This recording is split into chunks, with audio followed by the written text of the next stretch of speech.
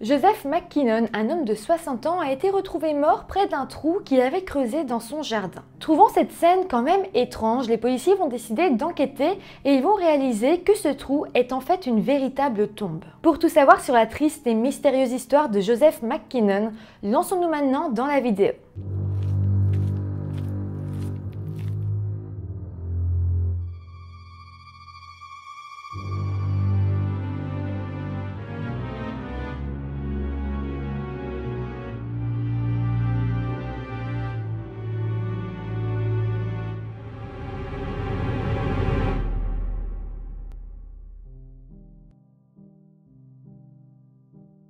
Hello tout le monde, j'espère que vous allez bien. Aujourd'hui, je vous reviens avec une histoire cocasse, on va dire, assez étrange. Et donc voilà, j'avais très envie de vous en parler parce que ça m'a beaucoup intriguée, donc j'ai fait pas mal de recherches. C'est un cas récent qui date de 2022 et vous allez voir que ça va pas faire une longue vidéo parce qu'il n'y a pas énormément de choses à dire, mais quand même l'histoire mérite d'être racontée, vous allez voir, et elle est élucidée évidemment. Avant de commencer la vidéo, comme d'habitude, je vous rappelle de vous abonner à la chaîne si ce n'est pas encore fait, ça m'aide énormément dans mon travail. N'hésitez pas aussi à vous abonner à mon compte Instagram, c'est plus pour pouvoir parler entre nous, c'est vraiment chouette. Parfois je mets un peu de temps à vous répondre parce qu'en fait parfois je sais pas pourquoi vos messages se mettent comme dans les spams de Instagram, je sais pas trop comment dire autrement, mais du coup je vais voir de temps en temps et je me dis ah mince, vous m'avez écrit.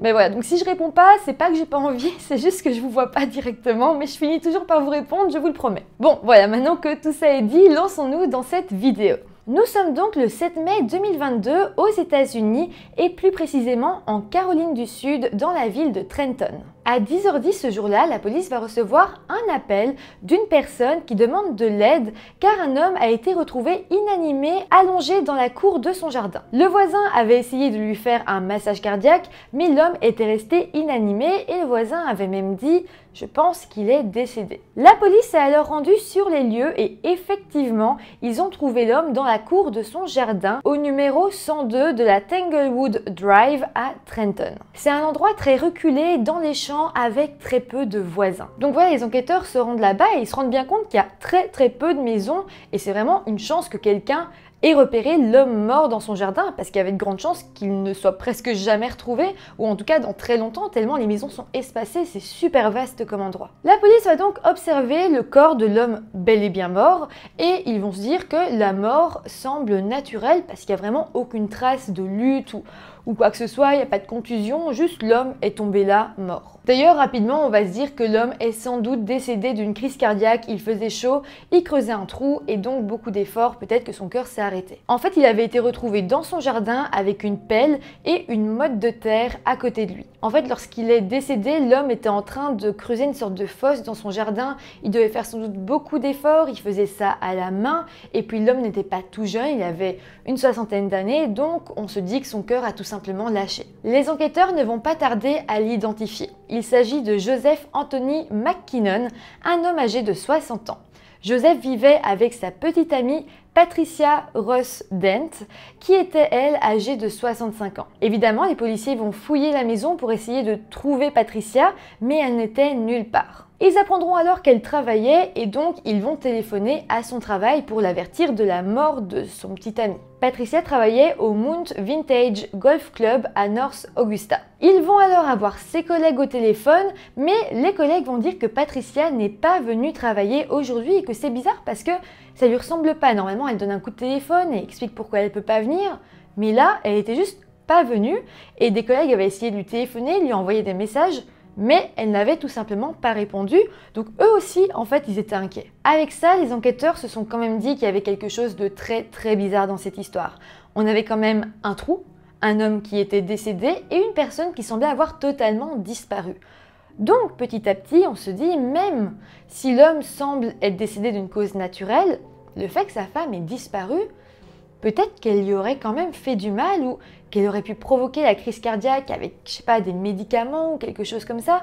Voilà, on se dit, c'est bizarre, il faut quand même un petit peu plus enquêter. Les policiers vont alors décider de perquisitionner la maison du couple. En fait, s'il y a eu un gros doute, ce fut à cause du fait que la maison du couple avait été totalement nettoyée aux produits chimiques. Un agent de police dira d'ailleurs « L'odeur de Clorox dans la maison était étouffante. Il était évident pour nous que l'odeur de Clorox signalait un effort important pour nettoyer une scène de crime. » La police scientifique va alors arriver sur les lieux et avec leur lumière bleue, ils vont un peu scanner toute la maison et bien qu'elle avait été quand même nettoyée de fond en comble, ils vont trouver des traces de sang. À partir de là, on en était assez sûr, un meurtre avait bien eu lieu, mais l'affaire devenait encore plus mystérieuse parce que si on retrouve des traces de sang, ça veut dire que quelqu'un donc a saigné, a été ouvert. Sauf que sur le corps de Joseph qui a été retrouvé, il n'y a aucune plaie récente en tout cas, donc le sang ne lui appartient pas. En attendant les résultats, les policiers vont aller interroger le voisinage. Ils vont demander s'ils ont entendu quelque chose d'étrange, des disputes ou quelque chose comme ça, mais les gens diront que non. Ils demanderont aussi pourquoi est-ce que Joseph creusait un aussi grand trou dans son jardin. Et là, les voisins vont dire que ça faisait 10 jours qu'il creusait et que c'était pour faire des travaux. Par contre, un voisin en particulier va dire quelque chose qui va vraiment éveiller tous les soupçons. Il dira que voilà, Joseph lui avait parlé et il avait expliqué que s'il creusait ce trou depuis maintenant 10 jours, c'était pour y mettre un abreuvoir, pour récolter aussi l'eau de pluie, etc. Le truc, c'est que le 7 mai au matin, le voisin en question a vu Joseph re-remplir le trou de terre, mais avec vraiment énergie. Il allait vite pour le faire, mais il n'avait même pas encore mis l'abreuvoir. Donc, ce voisin en question s'était dit « C'est étrange, s'il a mis autant de temps pour creuser ça, pourquoi est-ce qu'il le rebouche ?» Et surtout avec une vitesse pareille, en y mettant autant de force et d'énergie. Les enquêteurs vont alors se dire « Ok, ça c'est très bizarre, et est-ce que ce trou ne cacherait pas quelque chose d'autre ?» Et donc, ils vont décider de le fouiller. Ils vont faire venir des machines qui vont retirer un petit peu de terre et à une certaine profondeur, les policiers vont alors découvrir des sacs poubelles noirs qui y avaient été cachés. Les sacs ont alors été remontés et à l'intérieur, ils ont retrouvé le corps sans vie de Patricia qui avait d'ailleurs été totalement ligoté. Le corps de Patricia ainsi que de son petit ami Joseph seront alors vus par un médecin légiste et pour ce qui est de Joseph, il sera confirmé qu'il était bel et bien mort d'une crise cardiaque qui était survenue alors qu'il était justement en train d'enterrer le corps de sa petite amie. Pour ce qui est de Patricia, on déterminera que la cause de la mort avait été l'étranglement, mais on se rendra aussi compte qu'elle avait été frappée et qu'elle avait alors pas mal saigné. Elle avait des contusions sur tout le corps et donc il fut déterminé que sa mort avait été particulièrement violente. On se rend donc compte, et c'est assez cocasse, que Joseph était décédé d'une crise cardiaque alors qu'il était en train d'essayer de cacher un meurtre qu'il avait commis.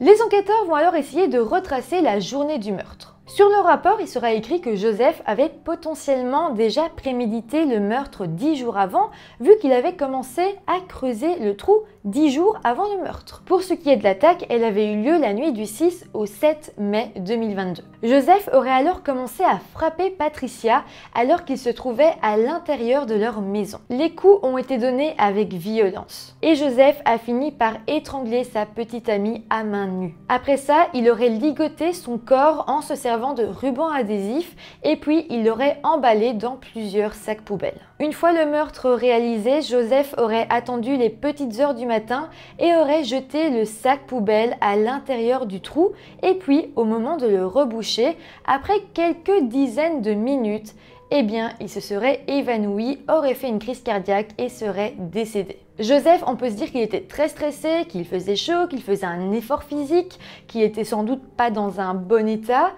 Et donc, on peut imaginer que son cœur a pu facilement lâcher. En fait, ce qui va être quand même triste dans cette histoire, c'est que l'enquête va facilement être clôturée, ça va être assez facile de comprendre tout ce qui s'est passé, et donc il va même pas y avoir de procès vu que le meurtrier était déjà mort. Et ça va être vraiment très difficile pour la famille de Patricia parce qu'en plus d'apprendre que Patricia avait été assassinée, il va pas y avoir de suite, on va leur dire bah oui, il s'est passé ça, le meurtrier est mort, et voilà, c'est fini, continuez à vivre normalement maintenant. Sa sœur jumelle, Pamela Briggs, s'est retrouvée totalement dévastée et d'ailleurs elle a écrit un message déchirant sur Facebook. Le post a d'ailleurs été remarqué et c'est grâce à ça que les journalistes en ont un peu plus parlé dans tous les médias. À la base, c'était qu'un fait divers un peu cocasse, mais la sœur jumelle a réussi à apporter beaucoup d'émotions à cette histoire. D'ailleurs, je vais vous lire un extrait de ce post Facebook en question. Ma vie est maintenant changée à jamais. Qu'est-ce que je vais faire sans elle? Je suis tellement brisée. J'aimais ma sœur jumelle, elle était tout ce que j'avais. Je suis choquée, je n'ai rien vu venir. Tous ceux qui l'ont rencontrée l'ont aimée. Elle était juste pleine d'énergie et travaillait à 65 ans. Pamela fut ensuite interrogée par des journalistes et à ce moment-là, elle complétera son post en disant « Je dirais que c'est un cauchemar et je veux me réveiller. Je sais que non, c'est la réalité et la vie. Une grande partie de moi est partie et maintenant je vais devoir vivre avec ça. » Évidemment, vous devez vous demander si le couple avait des antécédents de violence, s'ils s'entendaient pas très bien, en tout cas s'il y avait une raison au meurtre, enfin une raison évidemment, entendons-nous. Mais cette partie est aussi très troublante. Ni Joseph ni Patricia n'avaient eu un jour des problèmes avec la justice par rapport à des faits de violence. Personne n'avait jamais entendu de cris venant de leur maison et selon les voisins, tout se passait bien entre les deux. En fait, il n'y a strictement rien qui pouvait faire penser que quelque chose n'allait pas entre Joseph et Patricia parce qu'ils étaient tout le temps ensemble, tout se passait bien, ils rigolaient et puis Patricia n'avait pas d'amant connu, Joseph non plus. On voit pas du tout qu'est-ce qui aurait pu mal tourner. D'ailleurs, c'est assez fou, mais la police elle-même a déclaré que si Joseph n'était pas décédé en enterrant sa petite amie, peut-être qu'on n'aurait jamais suspecté Joseph de l'avoir tué et que Patricia aurait simplement été déclarée comme disparue. En fait, rien pouvait faire penser que Joseph pouvait commettre un acte pareil, même pour la famille et les proches de Patricia, ça paraissait totalement improbable. Pamela, la sœur jumelle de Patricia, a elle-même expliqué aux policiers qu'elle avait du mal à y croire. Elle était très proche de sa sœur et elle non plus n'avait jamais rien vu d'anormal. C'est ça qui rend le meurtre vraiment mystérieux. Alors oui, il y a ce truc assez cocasse que Joseph est décédé en enterrant le corps de sa petite amie, mais surtout ici, c'est vraiment le fait que rien ne montrait qu'un jour Joseph allait passer à l'acte, faire quelque chose d'aussi atroce. D'ailleurs, ça me fait réfléchir parce que je me dis dans certains cas de disparition, peut-être que le disparu est juste décédé et qu'on ne pense même pas que un de ses proches pourrait être l'assassin tellement il n'y a aucune raison de le penser. Ça nous montre bien qu'on ne sait absolument pas ce qui se passe derrière une porte fermée et que vraiment parfois il faut se méfier de tous. Alors oui, parfois on critique le travail de la police en enquêtant sur une mère, un mari, une fille, mais parfois on sous-estime vraiment les proches et on se dit que les gens peuvent passer à l'acte même parfois sur un coup de folie. Enfin voilà, c'est comme ça que se termine cette histoire. Elle a été plus courte que d'habitude, mais j'espère que malgré tout ça vous aura intéressé. J'avais vraiment envie de vous en parler. Donc voilà, en tout cas si c'est le cas, n'hésitez pas à mettre un petit pouce en l'air, ça fait toujours plaisir, à vous abonner à la chaîne. Et moi je vous retrouve très bientôt pour une nouvelle vidéo. Bye!